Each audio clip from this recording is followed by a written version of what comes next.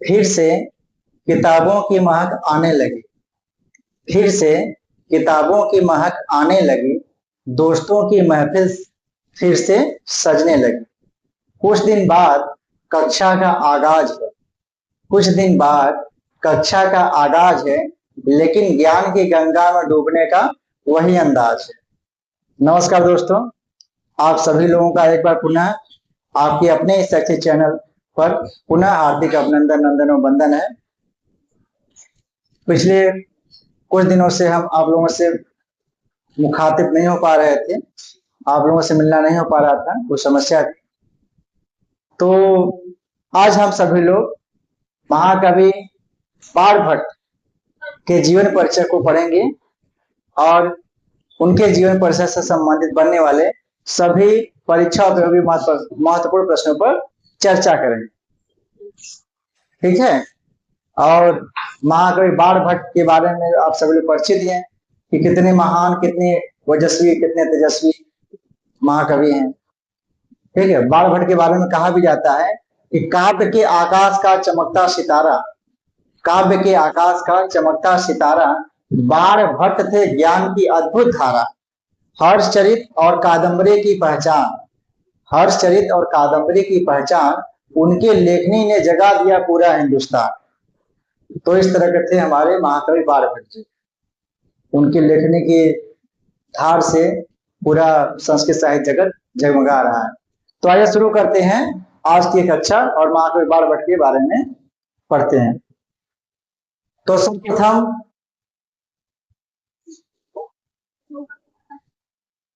पहला प्रश्न ये बन जाता है कि महाकवि बाणभट्ट ने अपना जीवन परिचय कहाँ दिया, किस ग्रंथ में दिया है। प्रायः संस्कृत के जितने भी कवि हुए हैं उन्होंने अपना जीवन परिचय नहीं दिया है। उसमें से बाणभट्ट इकलौते ऐसे कवि हैं जिन्होंने अपने बारे में विस्तार से लिखा है।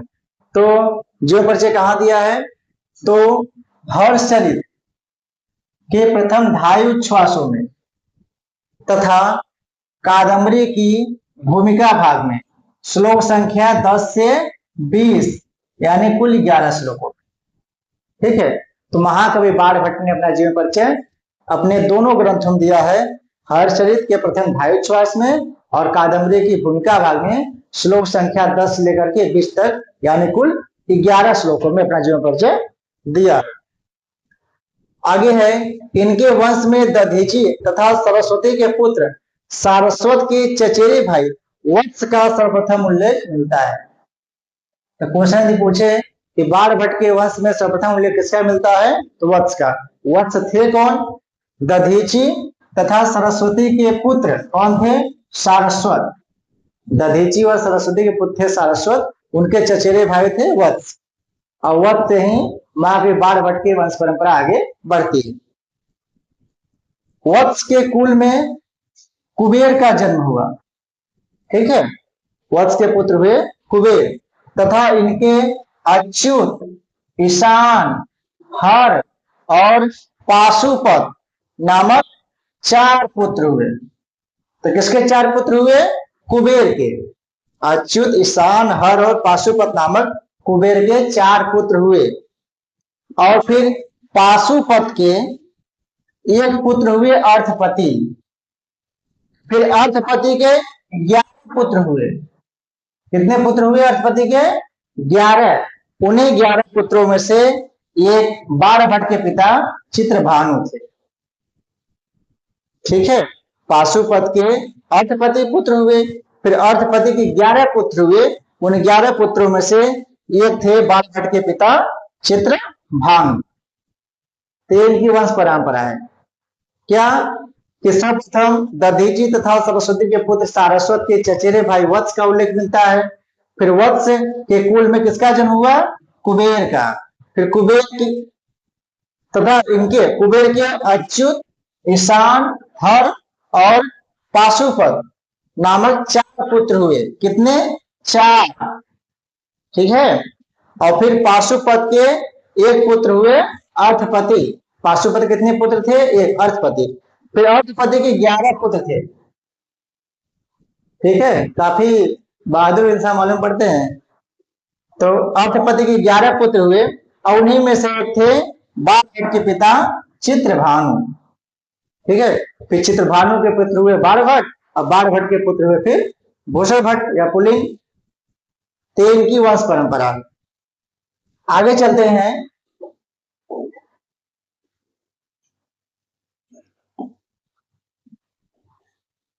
बाणभट्ट का वंश क्रम, उसी को और अच्छे से और सरल तरीके से हम लोग देख लेते हैं।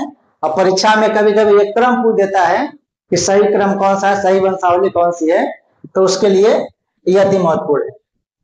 तो दधीची, फिर सारस्वत। सारस्वत कौन थे? दधीची और सरस्वती के पुत्र हुए सारस्वत। फिर वत्स हुए जो सारस्वत के चचेरे भाई थे, ठीक है। फिर वत्स के पुत्र हुए कुबेर, और कुबेर के कितने पुत्र थे? 4। उन 4 पुत्रों में एक थे पाशुपत, फिर पाशुपत थे अर्धपति, अर्धपति के 11 पुत्रों में एक थे चित्रभानु, फिर चित्रभानु से बाणभट्ट, फिर भूषण भट्ट या पुलिंग भट्ट इन्हें कहा जाता है। तो क्या वंश परंपरा हो जाएगी? दधीची, सारस्वत, वत्स, कुबेर, पाशुपत, अर्धपति, चित्रभानु, बाणभट्ट और फिर भूषण भट्ट या पुलिंग, ये इनकी वंश परंपरा हो जाएगी। इसको अच्छे से एकदम भली भांति प्रकार से अपने दिमाग में बैठा लीजिए, और परीक्षा के लिए अति महत्वपूर्ण है, ठीक है। कई प्रकार से यहाँ से प्रश्न बन जाएंगे कि बाणभट्ट के पुत्र का क्या नाम था? भूषण भट्ट। बाणभट्ट के पिता कौन थे? चित्रभानु। बाणभट्ट के दादा कौन थे? अर्धपति। प्रपितामह कौन थे? पाशुपत, ठीक है। बाणभट्ट के वंश के प्रथम पुरुष कौन थे? तो स्पष्ट उल्लेख तो वत्स का मिलता है, और जैसा आपको ऑप्शन दे, दधीची सरस्वती के पुत्र थे वत्स, दधीची के पुत्र थे सारस्वत, जो दधीची और सरस्वती के पुत्र थे, और फिर वत्स इनके चचेरे भाई थे। यानी बाणभट्ट के वंश के जो प्रथम पुरुष थे कौन थे? वत्स। तो क्वेश्चन बनता है कि बाणभट्ट के वंश में सर्वप्रथम उल्लेख किसका मिलता है? तो वत्स का, ठीक है, क्योंकि ये चचेरे भाई थे, और फिर यहां से इनकी वंश परंपरा आगे बढ़ती है, ठीक है। वत्स, फिर कुबेर, पाशुपत, अर्धपति, चित्रभानु, बाणभट्ट और भूषण भट्ट, ये ध्यान रखिएगा। निवास स्थान, बाणभट्ट का निवास स्थान कहाँ था? तो बाणभट्ट का निवास स्थान था बिहार। बिहार में कहां पर? सोन नदी के पास। कौन सा गांव था? प्रीतिकूट नामक ग्राम, जो वर्तमान साहा आरा बिहार में पड़ता है। क्लियर? बाणभट्ट का जो निवास स्थान है बिहार में सोन नदी के पास प्रीतिकूट नामक ग्राम है, जो वर्तमान शाहाबाद आरा और बिहार पड़ता है। तो प्रश्न बन जाएगा कि बाणभट्ट कहाँ के निवासी थे? बिहार के। या प्रीतिकूट नामक ग्राम से किस महाकवि का संबंध है? तो बाणभट्ट का। प्रीतिकूट नामक ग्राम किस नदी के किनारे बसा हुआ था? तो सोन नदी किनारे, ठीक है। बाणभट्ट का जो निवास स्थान है वर्तमान में कहाँ उसकी स्थिति है, कहाँ पड़ता है? तो शाहाबाद आरा बिहार। इस तरह से क्वेश्चन घुमा फिरा के आपसे पूछ सकते हैं। बाणभट्ट की माता की मृत्यु कब हुई थी? तो बाल्यावस्था में, यानी जब बाणभट्ट छोटे थे, 5-6, 2-4-6 साल के थे, क्लियर स्पष्ट नहीं मिलता है कि बाल्यावस्था में उनकी मृत्यु हो गई थी मां। और जब बाणभट्ट 14 वर्ष के थे तब इनके पिता की भी मृत्यु हो गई थी। और यहाँ ध्यान देने वाली बात है कि 14 वर्ष में जब उनके पिता की मृत्यु हुई थी तो उस समय बाणभट्ट की शादी हो चुकी थी, ठीक है। बाणभट्ट का उपनयन संस्कार कब हुआ था? तो 11 वर्ष की अवस्था में बाणभट्ट का उपनयन संस्कार हो चुका था, और उपनयन संस्कार से ही विद्या का प्रारंभ होता था, नामांकन होता था, बच्चा पढ़ने जाता था स्कूल में या गुरुकुलों में जहाँ, ठीक है। तो बाणभट्ट का उपनयन संस्कार कब हुआ था? 11 वर्ष की अवस्था में। फिर माता की मृत्यु कब हुई थी? बाल्यावस्था में। पिता की मृत्यु कब हुई थी? 14 वर्ष की अवस्था में, और उस समय तक बाणभट्ट की शादी हो चुकी थी, ये भी ध्यान रखिए। और हर्षवर्धन के भाई कौन थे? कृष्ण। और कृष्ण ने ही हर्ष के दरबार में किन्हें निमंत्रण दिया था? बाणभट्ट को बुलाया था।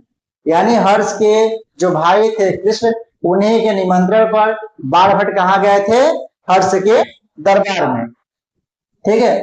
और हर्ष ने बाण को महानयम भुजंग तथा वैश्यवाड़ी कवि चक्रवर्ती की उपाधि प्रदान की। महानयम भुजंग, वैश्यवाड़ी कवि चक्रवर्ती, ठीक है। और हर्ष का राजाभिषेक कब हुआ था? तो 606 ईस्वी में। हर्ष की मृत्यु कब हुई थी? 648 ईस्वी में। यह इसलिए क्योंकि हर्ष के सभा पंडित थे महाकवि बाणभट्ट, तो उनके जो आश्रित हैं राजा यानी हर्षवर्धन, उनके बारे में पूछ सकता है कि हर्ष के राजाभिषेक कब हुआ था, उनकी मृत्यु कब हुई थी, हर्ष के सभा में कौन कौन से दरबार थे, अर्धवारी कवि थे, तो बाणभट्ट थे, मातंग दिवाकर, मातंग थे और दिवाकर थे, ठीक है। तो इस तरह के प्रश्न बन जाएंगे। हर्ष ने 643 ईस्वी में अपनी सारी संपत्ति भिक्षुओं तथा ब्राह्मणों को दान कर दी। हर्ष ने अपनी सारी संपत्ति 643 ईस्वी में भिक्षुओं तथा ब्राह्मणों को दान कर दी थी। महादानी भी थे, ठीक है।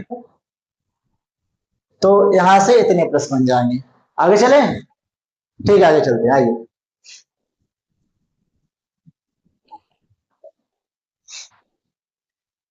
आगे है अब बाणभट्ट का संक्षिप्त जीवन परिचय, मतलब उनके मम्मी पापा क्या कौन थे, कैसे कैसे। तो बाणभट्ट का सर्वप्रथम समय, तो समय क्या माना जाता है? 7वीं का पूर्वार्ध, यानी 625 के आसपास, यानी 600 से 650 के बीच में 7वीं का पूर्वार्ध, ठीक है। तो 7वीं का पूर्वार्ध बाणभट्ट का समय है। अब बहुत बार परीक्षा में आता है, ध्यान रखिएगा। पितामह, बाणभट्ट के पितामह कौन थे? अर्थपति। इनके पिता कौन थे? चित्रभानु। और माता कौन थी? राजदेवी। तो समय 7वीं का पूर्वार्ध हो गया। पितामह कौन थे? अर्थपति। और अर्थपति के 11 पुत्र थे, उनमें एक थे चित्रभानु, यानी बाणभट्ट के पिता कौन थे? चित्रभानु। बाणभट्ट की माता जी कौन थी? तो राजदेवी, ठीक है। अब बाणभट्ट की पत्नी कौन थी? तो पत्नी का नाम प्राय नहीं प्राप्त होता है, लेकिन जो मयूर भट्ट थे, सूर्य शतकम के जो लेखक मयूर भट्ट हैं, उनकी बहन से बाणभट्ट की शादी हुआ, यानी मयूर भट्ट बाणभट्ट के साले थे, और बाणभट्ट मयूर भट्ट के जीजा जी थे। जीजा साले का रिश्ता था, ठीक है। और कहावत भी है कि सारी खुदाई एक तरफ, जोरू का भाई एक तरफ। साला कितना हरामी हो, लेकिन उसको इज्जत देनी पड़ती है, नहीं पत्नी जी नाराज हो जाएंगे। तो सारी खुदाई एक तरफ और जोरू का भाई एक तरफ, ठीक है। तो बाणभट्ट और मयूर भट्ट में क्या था? जीजा साले का रिलेशन था। तो जो मयूर भट्ट की बहन थी वो बाणभट्ट की पत्नी थी। अब बाणभट्ट के पुत्र कौन थे? तब भूषण भट्ट अथवा पुलिंग भट्ट, ठीक है, दोनों नाम मिलता है, कोई भी। अब बाणभट्ट की बहन कौन थी? मालती, ठीक है। अब बाणभट्ट के कितने भाई थे? 2, चित्रसेन व मित्रसेन, 2 बाणभट्ट के भाई थे। गुरु अति महत्वपूर्ण है। बाणभट्ट के गुरु कौन थे? भत्सु या भरु, कहीं भत्सु मिलता है, कहीं भरु मिलता है, तो जो भी ऑप्शन दे समझ जाइएगा। और राज्याश्रय, यानी बाणभट्ट को किसका राज्याश्रय प्राप्त था? किसके दरबारी कवि थे? किसके सभा पंडित थे? किसके आश्रम रहते थे? ठीक है, तो हर्ष के सभा पंडित थे, हर्ष का राज्याश्रय उन्हें प्राप्त। क्लियर? और ये कि सभी के सभी प्रश्न अति महत्वपूर्ण हैं, सब बहुत मेहनत से जो किया गया है, ठीक है। वंश, बाणभट्ट के वंश का क्या नाम था?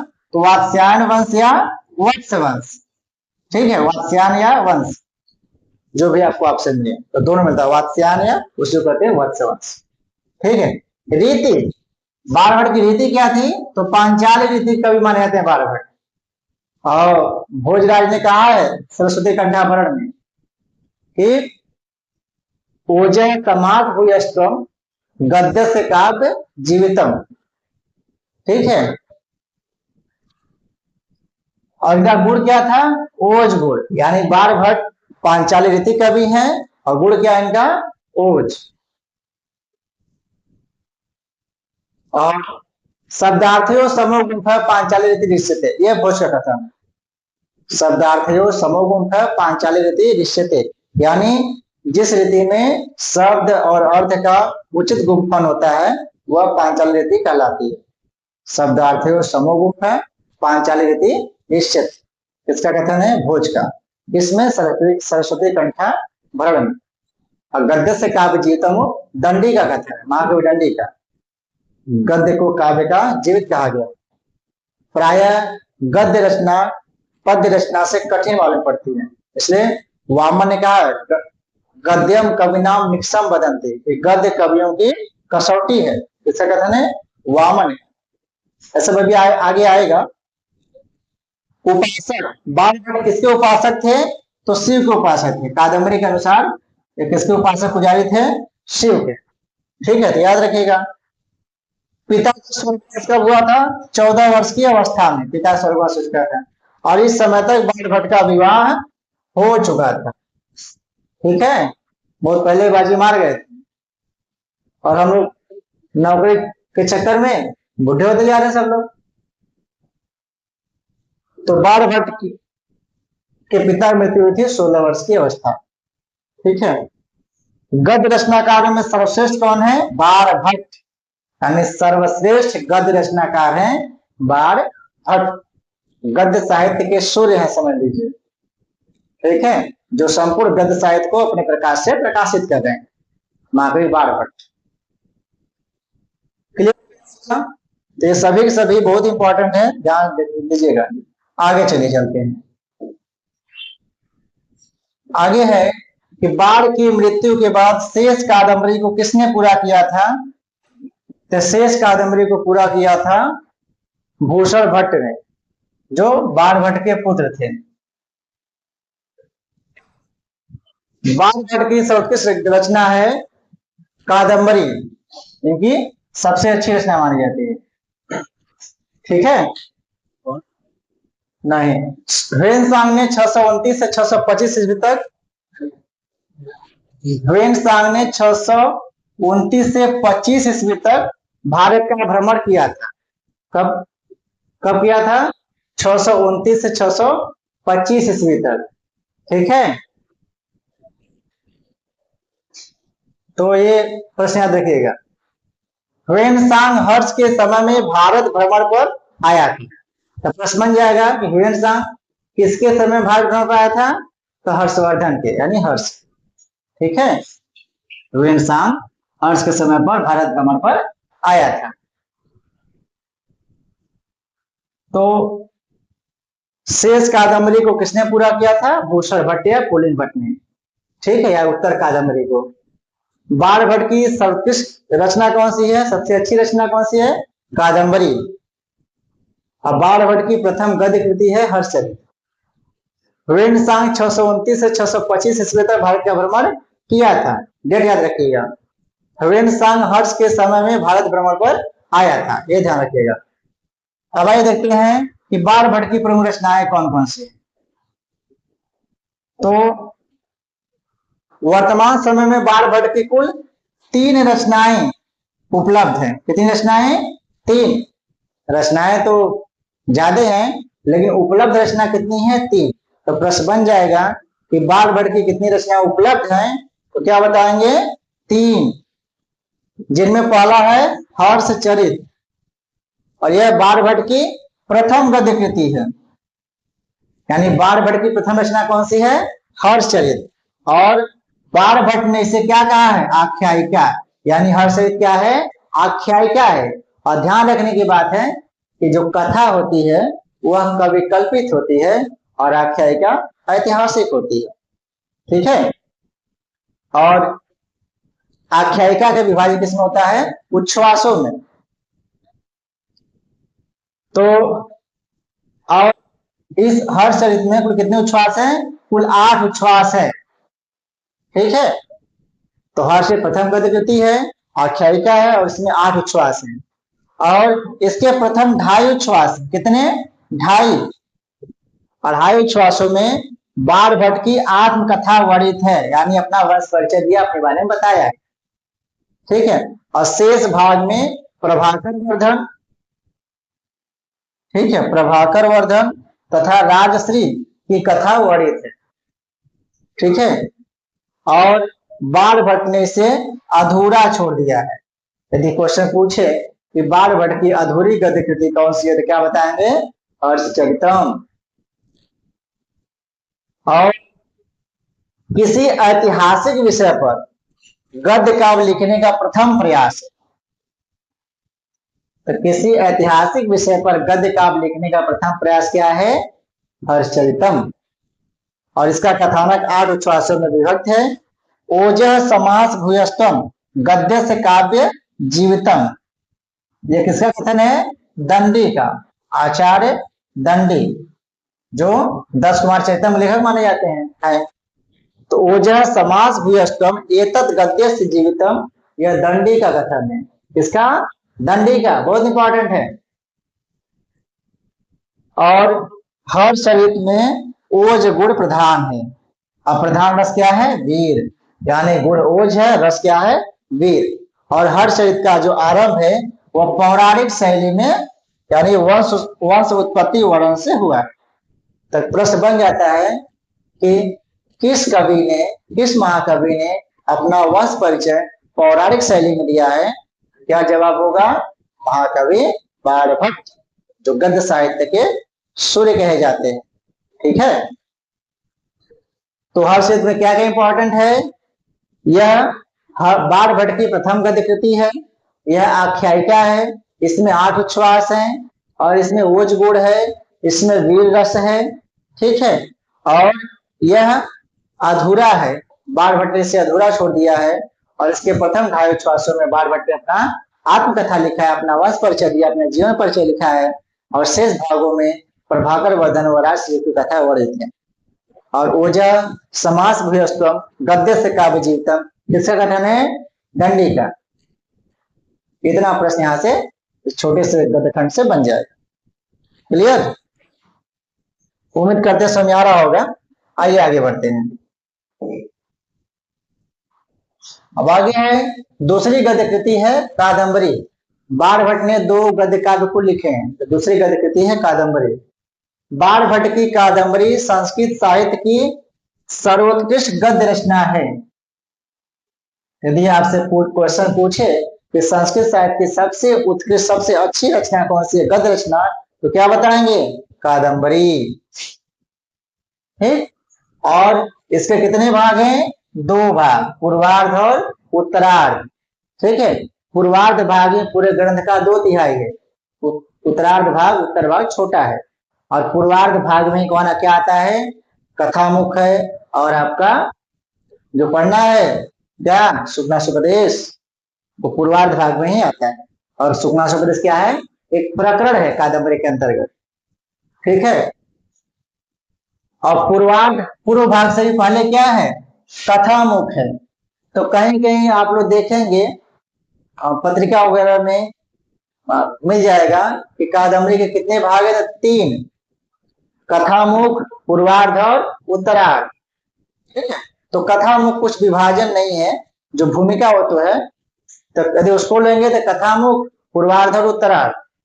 ठीक है, तो मुख्यतः कितने विभाजन है? 2, पूर्वार्ध और उत्तरार्ध। ठीक है, पूर्वार्ध भाग के लेखक ही महाकवि बाणभट्ट माने जाते हैं। और उत्तरार्ध भाग के लेखक कौन है? उत्तर भाग के लेखक कौन है? उनके पुत्र भूषण भट्ट या पुलिंग भट्ट। ये सब प्रश्न ध्यान दीजिएगा, क्वेश्चन घुमा फिरा हो सकता है। और पूर्व भाग है, पूर्वार्ध है, पूरे ग्रंथ का 2/3 है, आधा से अधिक वही है। और यही बाणभट्ट की वास्तविक रचना है। यानी बाणभट्ट की वास्तविक रचना क्या है? पूर्व कादम्बरी, उत्तर कादम्बरी, संपूर्ण कादम्बरी। तो क्या बताएंगे? पूर्व कादम्बरी या कादम्बरी का पूर्वार्ध भाग। ठीक है, उत्तर भाग को बाणभट्ट के पुत्र भूषण भट्ट ने पूरा किया था। किसने पूरा किया था? भूषण भट्ट ने। और कादम्बरी का प्रधान रस क्या है? श्रृंगार है। और अंग रस क्या है? तो वीर रस। मुख्य रस श्रृंगार, अंग रस या गौर रस क्या है? वीर।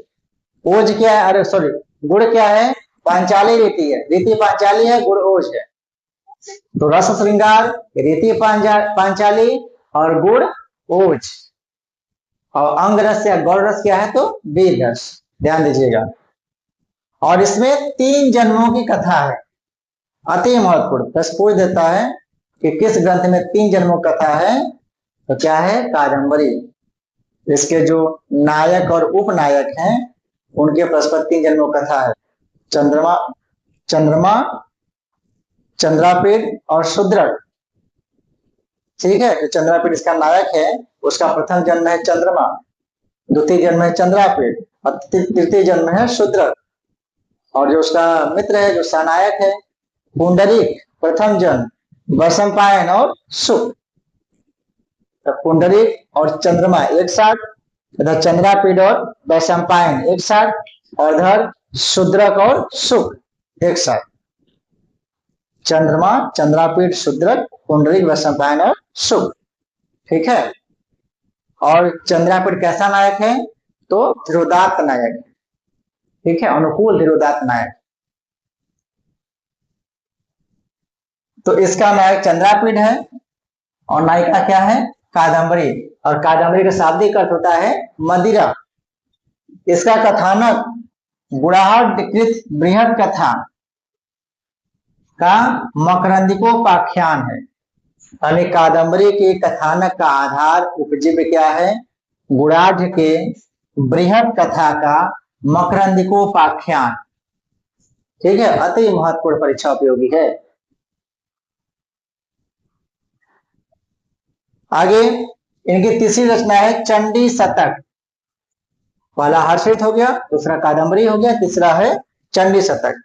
चंडी शतक में दुर्गा की स्तुति है और इसमें कितने श्लोक हैं 100 श्लोक है। और इसकी विधा क्या है मुक्तक काव्य।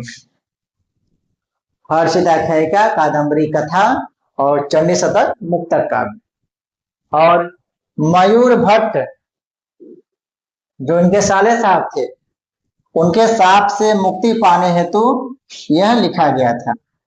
मतलब मयूर भट्ट ने जो बाण भट्ट को श्राप दिया था, उस श्राप से मुक्ति पाने के लिए बाण भट्ट ने क्या लिखा था चंडी शतक, जिसमें दुर्गा की स्तुति की गई है, दुर्गा की वंदना की गई है, जिसमें 100 श्लोक हैं। और किस छंद में है श्रद्धरा छंद में है। ठीक है, श्रद्धरा छंद। और श्रद्धरा छंद के प्रत्येक पंक्ति में कितने वर्ड होते हैं 21। संपूर्ण छंद में कितने वर्ड हो जाएंगे 84। ठीक है, और इसके अतिरिक्त इन 3 ग्रंथों, ये 3 ग्रंथ हैं जो उपलब्ध हैं। और इसके अतिरिक्त मुकुट ताड़ितक जो नाटक है, और इसका कथानक आधार है महाभारत, दुर्योधन के मुकुट वाली कथा है। तो मुकुट ताड़ितक और पार्वती परिणय। अब पार्वती परिणय के का जो स्रोत है, जो उपजीव्य है, वो महाकवि कालिदास का कुमार संभव है। ठीक है, महाकवि कालिदास के कुमार संभव को आधार बनाकर लिखा गया क्या पार्वती परिणय और मुकुट ताड़ितक इनका। और ये दोनों नाटक किसके माने जाते हैं बाण भट्ट के दोनों नाटक कृतियां मानी जाती हैं। कुछ लोग कादम्बरी का पद्यात्मक भाग जो है क्या है पद्य कादम्बरी। पद्य कादम्बरी यानी जो कादम्बरी का पद्यात्मक भाग है पद रूप में है, उसको भी बाण भट्ट की रचना ही मानते हैं, बाण की कृति मानते हैं। तो इन 3 के अतिरिक्त क्या हो गया मुकुट ताड़ितक, पार्वती परिणय और पद्य कादम्बरी। ये तीनों रचनाएं भी बाण भट्ट की मानी जाती हैं। तो 3 और 3 6, 3 उपलब्ध है 3 अनुपलब्ध है। मुकुट ताड़ितम का उपजीव्य क्या है स्रोत क्या है महाभारत। पार्वती परिणय का उपजीव्य क्या है कालिदास का कुमार संभव। ठीक है, और पद्य कादम्बरी जो कादम्बरी को आधार बनाकर लिखा गया। क्लियर, ये 6 रचनाएं हैं किसकी बाण भट्ट की। चलिए आगे चलते हैं।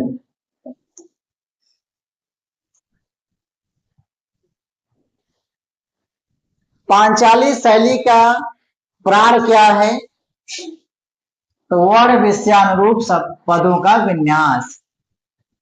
वर्ण विषयानुरूप पदों का विन्यास किस शैली का प्राण है तो पांचाली शैली का।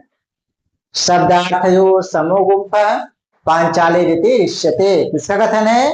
भोज का, पांचाली रीति के बारे में। और बाढ़ की रीति है पांचाली, बाढ़ की शैली है पांचाली।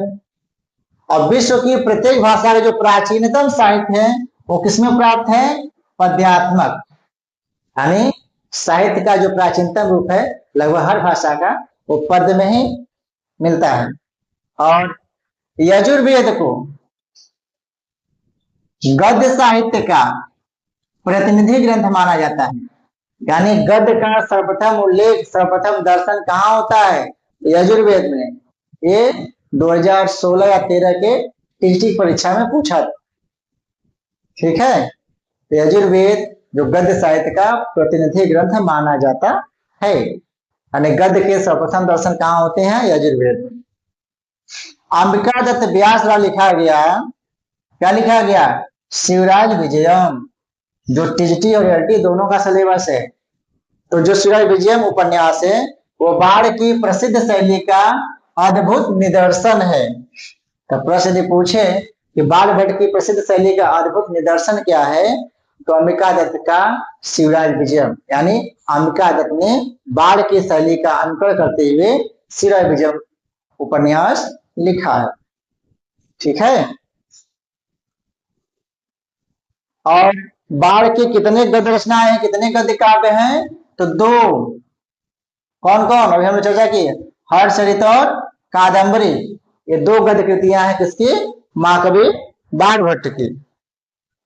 और इंद्रायुध घोड़े के सजीव वर्णन के कारण, कौन सा घोड़ा था? इंद्रायुध। इंद्रायुध घोड़े के सजीव चित्रण के कारण महाकवि बाढ़ भट्ट को तुरंग बाढ़ भी कहा जाता है। तो तुरंग बाढ़ किसे कहते हैं? बाढ़ भट्ट को। क्यों? इंद्रायुध घोड़े के सजीव चित्रण के कारण। और एक प्रश्न और, अभिनव बाढ़ किसे कहते हैं? अभिनव बाढ़ अंबिका दत्त व्यास को। तो तुरंग बाढ़ हो गए बाढ़ भट्ट, अभिनव बाढ़ हो गए अंबिका दत्त व्यास। ठीक है ना? बाढ़ की शैली अलंकार प्रधान शैली। शैली कैसी है? अलंकृत शैली तथा कांता समित उपदेश की सरस शैली। दोनों का क्या है? मिश्रण है, सम्मिश्रण है। तो अलंकार प्रधान शैली तथा कांता समित उपदेश की सरस शैली का सम्मिश्रण है। ठीक है ना? पार्वती परिणय बाढ़ भट्ट का एक नाटक है। क्या है? पार्वती परिणय नाटक है जो कालिदास के कुमार संभवम की कथा पर आधारित है। तो ये बताए कि जो पार्वती परिणय नाटक है वो कालिदास के कुमार संभव पर आधारित है, उसी को आधार बना करके लिखा गया है। डॉक्टर कीथ महोदय, कौन? कीथ, इस नाटक को बाढ़ भट्ट की रचना नहीं मानते हैं। कीथ महोदय कहना है कि पार्वती परिणय बाढ़ भट्ट की रचना नहीं है। तो किसकी रचना है? ऐसा मानते हैं लोग कि यह 15वीं शताब्दी के जो लेखक वामन भट्ट बाढ़ हुए उनकी रचना है। किसकी रचना? वामन भट्ट बाढ़ की रचना। कौन है? पार्वती परिणय। किसका कथन है ये? कीथ महोदय का, या कुछ अन्य विद्वान भी हैं। हर्षचरित एक क्या है? आख्यायिका है। और बाढ़ ने अपने ग्रंथ के आरंभ में ही, यानी हर्षचरित के आरंभ में ही यह लिख दिया है, करो म्यामी आख्यायिका मोद जीवा प्लवन चापलम, यानी मैं आख्यायिका की रचना कर रहा हूं। तो घोषणा कर दिया शुरू में, यह हर्षित क्या है? आख्यायिका है, कोई अन्य ग्रंथ नहीं है कथा इत्यादि। तो हर्षित क्या है? आख्यायिका है। ठीक है, आइए आगे चलते हैं।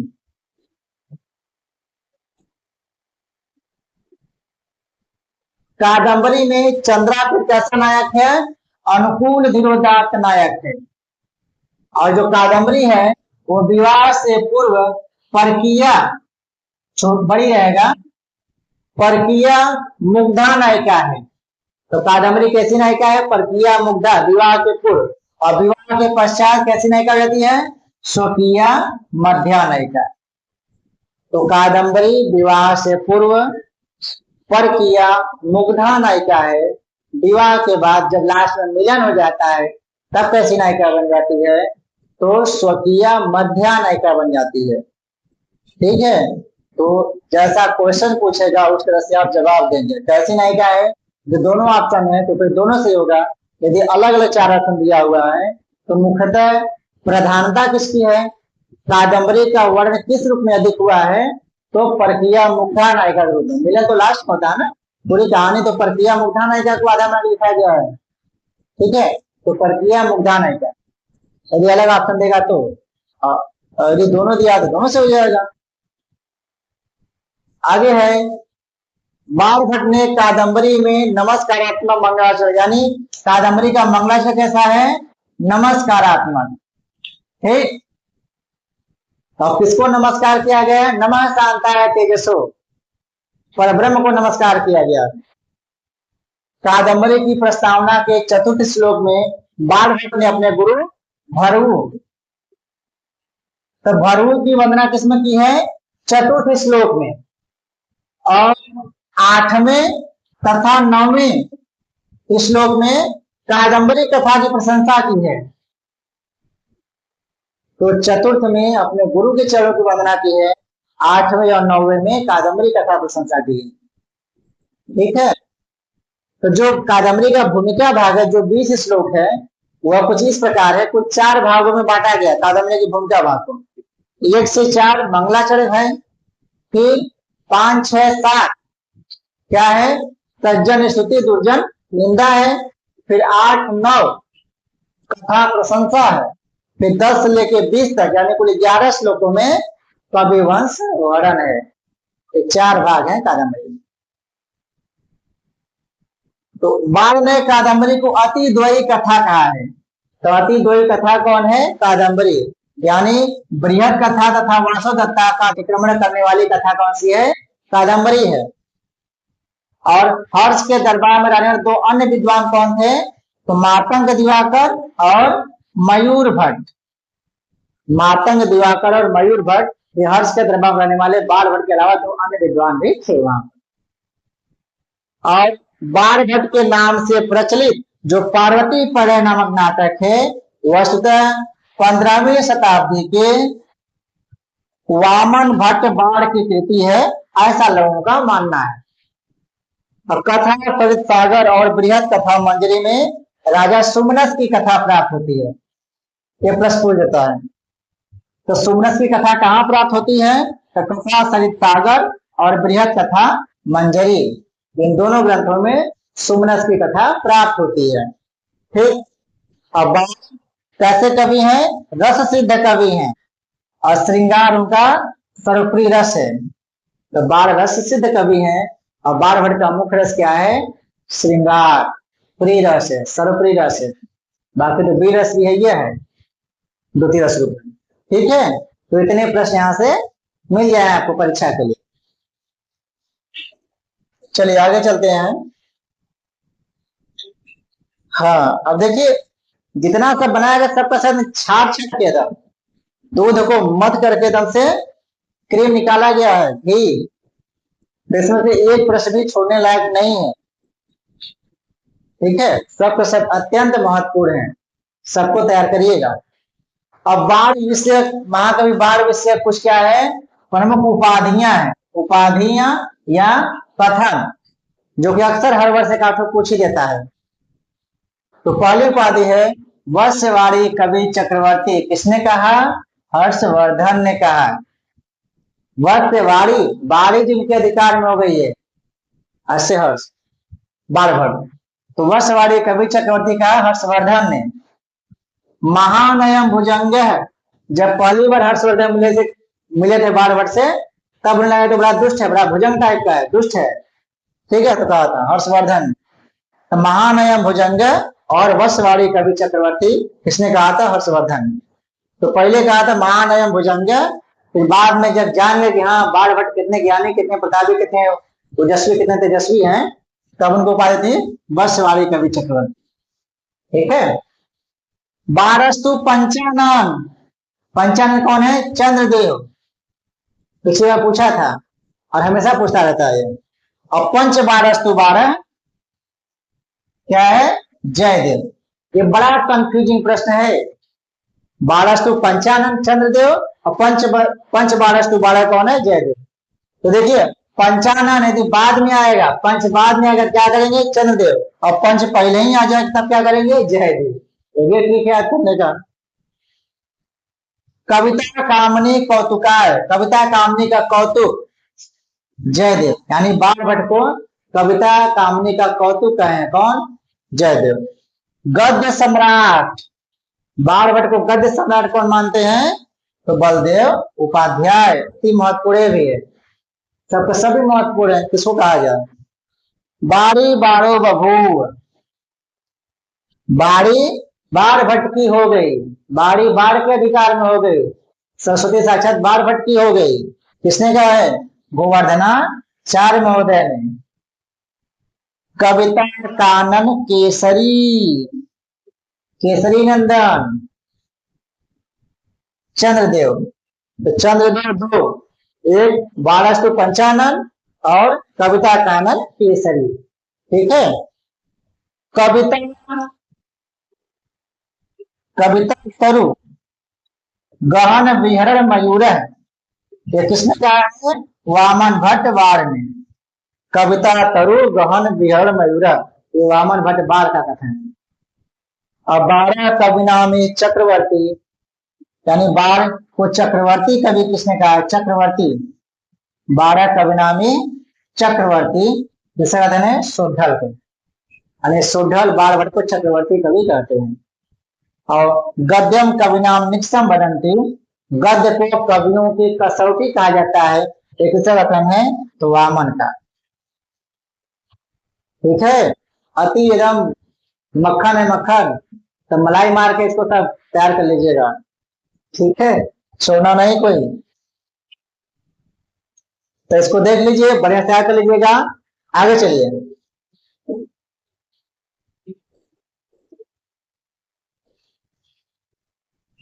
बाढ़, यानी बाढ़ को तुरंग बाढ़ किसने कहा है? तो आलोचक, कोई नाम नहीं है, आलोचक ने तुरंग बाढ़ कहते हैं। और तुरंग बाढ़ क्यों कहा जाता है? इंद्रायुध घोड़े के सजीव चित्र के कारण। वामन सिस्टम जगत सर्वम, अति महत्वपूर्ण है ये वामन। जगत सर्वम, संपूर्ण जगत, संपूर्ण साहित्य जगत, उच्छिष्ट माने जूठन है किसका? बाढ़ का। संपूर्ण साहित्य जगत बाणभट्ट का जूठन, अर्थात साहित्य की ऐसी कोई, जगत की संसार की ऐसी कोई वस्तु नहीं बची, कोई ऐसा कोना नहीं बचा जिसको बाणभट्ट ने टच न किया, जिसका वर्णन न किया हो। ये वामन का कथन है। तो संपूर्ण साहित्य जगत को बाणभट्ट का जूठन कहा जाता है, और ये वामन का कथन है। भट्ट बारस्य भारती, भट्ट बारस्य भारती किसका कथन है? गंगा देवी का है। ये प्राय सबके सब दो दो चार चार लाइन का श्लोक है, उनमें से मैंने काटा निकाला है जो परीक्षा में पूछा जाता है। नहीं वैसे नोट्स में तो बहुत सब लिखा गया है, लेकिन नोट्स में ये जो मुख्य मुख्य चीजें हैं वो आपको बताए जा रहे हैं जो परीक्षा उपयोगी है। बाड़ी बारस्य मधुर शीलस्य, किसका कथन है? धर्मदास का। ठीक है। यादृक गद्य विधव बारह पद बंधे अपि तादृश, जिस प्रकार से गद्य विधा में बाढ़ है, पद विधा में भी उसी प्रकार है। किसका कथन है? भोज का। और सरस्वती कंठाभरण जो भोज की रचना है उसमें उन्होंने कहा है। तो यादृक गद्य विधव बारह पद बंधे अपि तादृश, भोज का कथन है बाणभट्ट के बारे में, सरस्वती कंठाभरण। ओजः समास भूयस्तम एतद् गद्यस्य जीवितम, ठीक है। ओज को गद्य का जीवित, गद्य का जीवन कहा गया है। और किसका कथन है? दंडी का। ओजः समास भूयस्तम गद्य से काव्य जीवितम, गद्य से जीवितम दंडी अति महत्वपूर्ण है। किसको कहा गया? सबके सब तो महत्वपूर्ण ही है। बारम तू सर्वेश्वर मानतो अस्मि, यानी बाढ़ को सर्वेश्वर कवि की उपाधि किसने दिया है? सुढल ने, उदय सुंदरी में। तो सुढल ने उदय सुंदरी में बाढ़ को सर्वेश्वर उपाधि दिया है। बाणम तू सर्वेश्वर मानतो अस्मि, मैं तो बाण को सर्वेश्वर कवि, सबसे बड़ा कवि, सबसे अच्छा कवि मानता हूँ। सुढल का कथन है। हृदय लग्नेन बाणेन यन मधु अपि पद क्रम है, भवेत कवि कुरंगाराम चापलम तत्र कारणम। किसका कथन है? त्रिलोचन का मत है ये, कथन है। यानी जिस प्रकार से कुरंग माने हिरण को यदि बाढ़ लग जाए और हिरण फिर चलने का प्रयास करे तो इसमें हिरण की चपलता ही एकमात्र कारण है, ठीक उसी प्रकार से जिस कवि ने बाढ़ भट्ट के पदों का, उनके गद्यों का, उनके साहित्य का अध्ययन कर लिया और उसके बाद भी काव्य रचना में प्रवृत्त हो रहा है, तो ठीक वैसे ही जैसे कि बाढ़ लगने के बाद हिरण, ठीक है। तो हृदय लगने बाढ़ यह मधु अपनी पद क्रम है, जो पद रचना में निवृत्त हो रहा है, प्रवृत्त हो रहा है। भवेत कवि कुरंगाराम चापलम तत्र का, उसकी चंचलता चपलता ही कार है, बाकी कुछ नहीं, कुछ बार बार छोड़ा ही नहीं है। सर किसका कथन है? त्रिलोचन महोदय का। सस्वद द्वितीय नमदा काव्य धारिड़ा धनुष्य गुणाढ़ से सोराजितो जन। कितना अच्छा है। और ये लिखा नहीं यहाँ पर, ये नलचंपू में है, नलचंपू की पंक्ति है। और नलचंपू का लेखक कौन है? त्रिविक्रम भट्ट। त्रिविक्रम भट्ट महोदय ने नलचंपू नामक अपने ग्रंथ में यह कहा है, सस्वद बार द्वितीय नमदाकार धारणा धनुष्य गुणाढ़ निशेषो रंजितो जन। अब मौसम भी खूब रंगीन मिजाज में है, आज झमाझम बारिश हो रही, बाहर आवाज भी सुनाई दे रहा होगा आप लोगों को, ठीक है। तो चाहे आंधी आए या तूफान आए, हमें डटे रहना अपने लक्ष्य पर, ठीक है। चलिए आगे चलते हैं।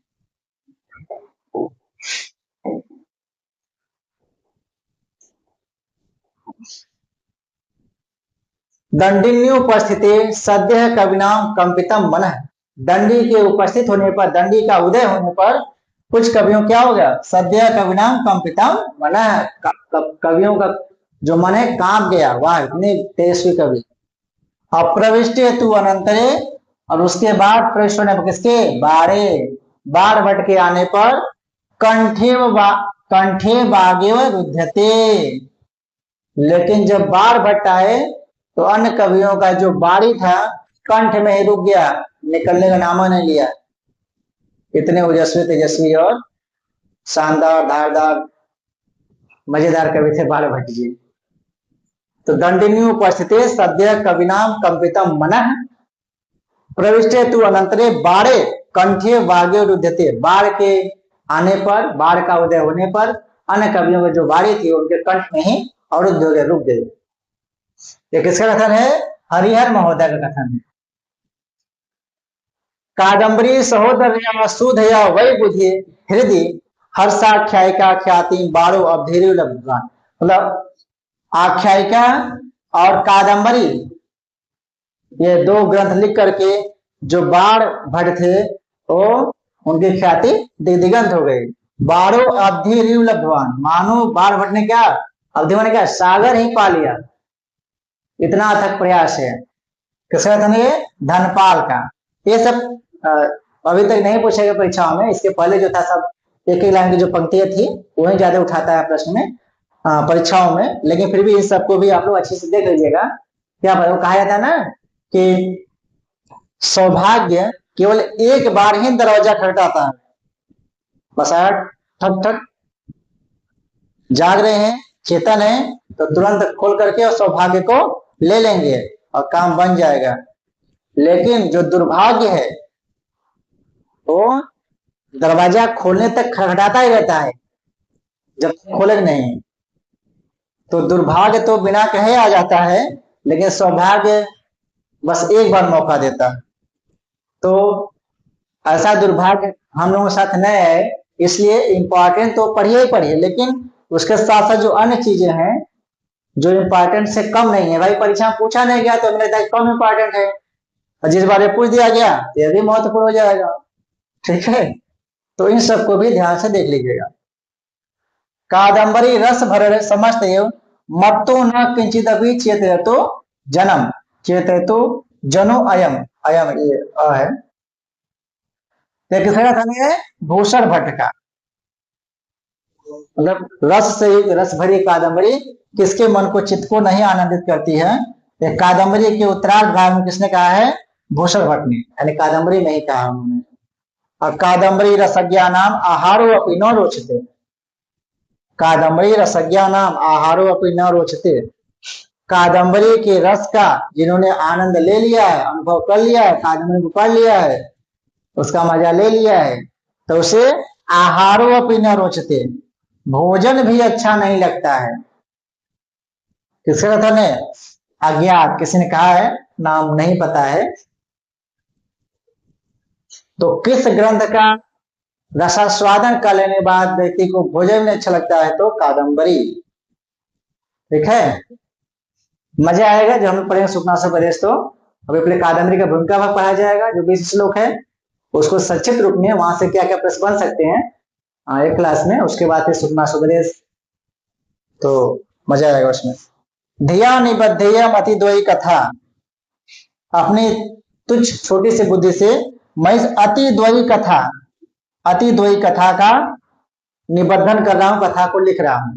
तो अतिद्वयी कथा किससे कहा गया है? कादम्बरी को। और एक कादम्बरी के कथा मुख में ही है, यानी प्रारंभ में ही है, भूमिका भाग में है। और किसका कथन है? बाण भट्ट का। तो धिया निबद्धेयम अतिद्वयी कथा, ये बाण भट्ट का कथन है। ठीक है, और अतिद्वयी कथा किससे कहते हैं? कादम्बरी को। अतिद्वयी से क्या मतलब है? ये वासवदत्ता और गुणाढ़ की बृहद कथा मंजरी, इन दोनों कथाओं का अतिक्रमण करने वाली कौन है? कादम्बरी कथा,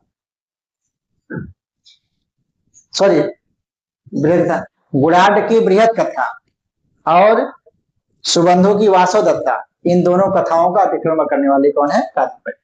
ठीक है, तो गुणाढ़ की बृहद कथा और सुबंधु की वासवदत्ता, जो श्लेष प्रधान ग्रंथ है, इन दोनों कथाओं का अतिक्रमण करने वाली कौन सी कथा है? कादम्बरी, अतिद्वयी। ठीक, आगे चलते हैं हम लोग, और थोड़ा सा और बचा है, ज्यादा नहीं है। नौ अर्थो जातिर ग्राम्या श्लेषो अक्लिष्ट स्फुटो रस विकटाक्षर पदबंध कृष्ण में कत दुष्कर्म। ये हर्षचरित की प्रस्तावना में कहा गया है। किसने कहा है? बाण भट्ट ने कहा है। ठीक है, एक तरह से अपनी हर्षद की प्रशंसा में कहा है कि नए नए अर्थों से, जाति छंदों से, अग्राम्य दोष रहित, श्लेष युक्त, स्फुट रसों से युक्त, विकट अक्षर पदबंधों से युक्त, इन सभी जो जो एक अच्छे काव्य की विशेषताएं हैं, उनको कीर्तनम संपूर्ण को एकत्र एक जगह करना, एक जगह दिखलाना बहुत ही दुष्कर है, कठिन है, लेकिन फिर भी मैंने प्रयास किया है इन सभी विशेषताओं को अपने ग्रंथ हर्षचरित में या कादम्बरी में दिखलाने के लिए। तो हर्षचरित प्रस्तावना में कहा गया है बाण भट्ट कथा में, नीरस तरुरिह विलसति पूर्णतः, नीरस माने रस से रहित सूखा वृक्ष, नीरस तरुरिह, यह सूखा वृक्ष, विलसति माने सुशोभित हो रहा है, पूर्णतः माने सामने। किसका कथन है? भूषण भट्ट का। बाण भट्ट के प्रश्न के जवाब में, जब बाण भट्ट मृत्यु शैया पर थे, ठीक है, तो उन्होंने शेष कादम्बरी को पूरा करने के लिए अपने पुत्रों को बुलाया और उनसे कहा कि ये सामने एक सूखा वृक्ष, मतलब सामने क्या है? एक सूखे वृक्ष को इशारा करके पूछा कि सामने क्या है? तो सबने अपना अपना बोला। तो उसमें जो एक भूषण भट्ट थे, उन्होंने जवाब दिया कि नीरस तरुरे विलसति पूर्णतः, यानी यह शुष्क वृक्ष आगे सुशोभित हो रहा है।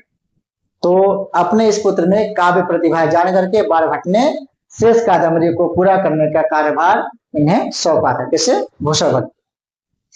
बाण को रस सिद्ध कवीश्वर किसने कहा है? तो कीथ महोदय ने। ठीक है, और कादम्बरी में बाण की वर्णन क्षमता का मृद विपाक हुआ है, यह किसका कथन है? तो वासुदेव शरण अग्रवाल जी का कथन है।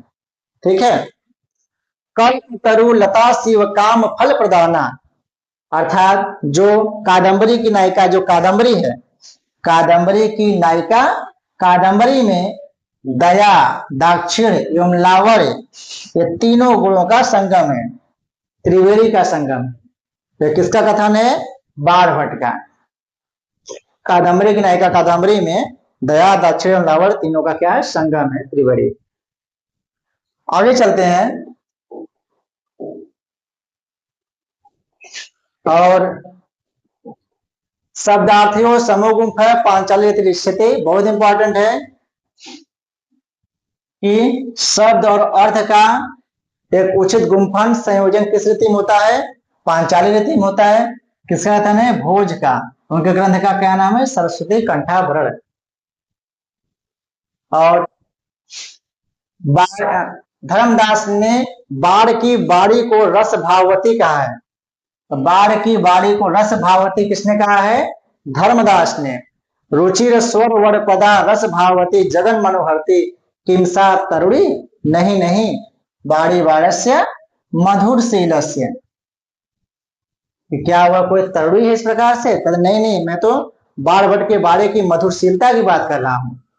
तो किसका कथन है? धर्मदास का कथन है। तो बाड़ी बाढ़ से मधुरशील अक्सर यही पूछता है। किसकी पंक्ति है? धर्मदास की।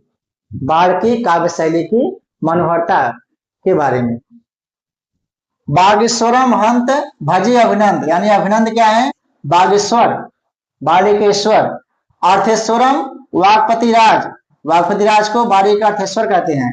रसेश्वर कौन है? कालिदास। अब बारम तू सर्वेश्वरम मानतु अस्मि, यानी मैं बाढ़ को तो सर्वेश्वर सबसे बढ़कर मानता हूं। किसका कहते हैं? सोढल। यानी सोढल ने बाढ़ को सर्वेश्वर की उपाधि प्रदान की है, ये इसका मतलब है। ठीक है, तो बाणभट्ट को सर्वेश्वर की उपाधि किसने दी है? सोढल।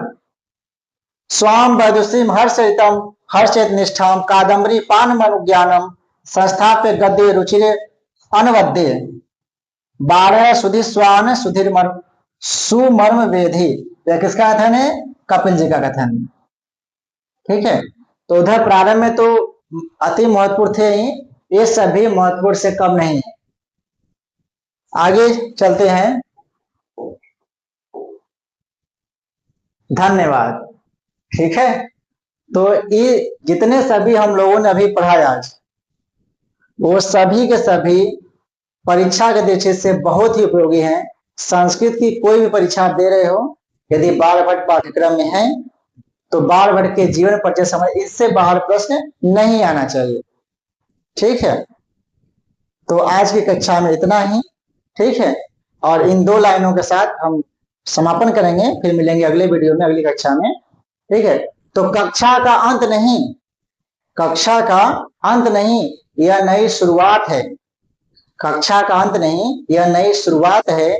हर छात्र के भीतर छुपी हुई अपार क्षमताओं को जगाने की बात है। तो आपके अंदर छुपी हुई जो अपार क्षमता है, साहस है, धैर्य है, तो उस क्षमता को जगाने के लिए फिर मिलेंगे आपसे अगली कक्षा में। तब तक के लिए नमस्कार।